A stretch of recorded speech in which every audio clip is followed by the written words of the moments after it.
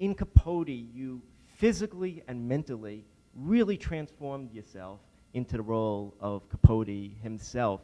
Could you please just briefly describe how you actually prepared for this role and accomplished this incredible feat?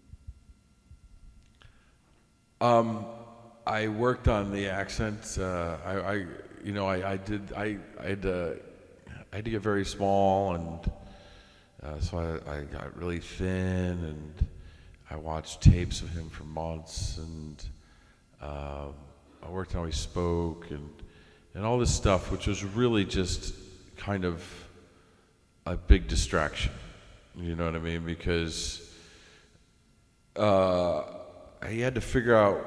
I had to act the role, and that was the more difficult part, actually. Everything else could be kind of practiced and made a part of, and I knew I had to do some kind of idea or a sense of his voice and mannerisms and look, because he was such an iconic figure. But the acting of it was the tricky part, and that's something that's you really don't, how you. I had to start asking questions about,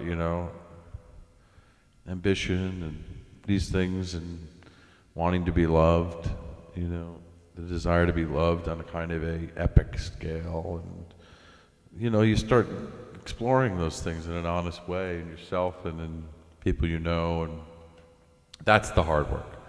The other stuff was just stuff you have to do in order to portray a certain thing, and here I knew I had to kind of come up with some semblance, some idea, some sense of it, but I knew I wasn't going to be able to mimic him, but it was the idea of some sense, some behavior, some way of putting myself together in a way that it was like, here he is.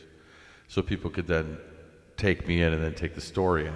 So we get that out of the way, I remember that opening scene at the dinner party where you just kind of open up and boom, you hear him and you see him, and it's such a great way to open that movie, because you kind of go, oh my God, who's that weirdo, and because it is kind of strange, and me being that, on top of it, that whole experience could just be had in the first 30 seconds. And then you could get into the movie, stop thinking about it or worrying about it. So I thought that was good. I bet I did that.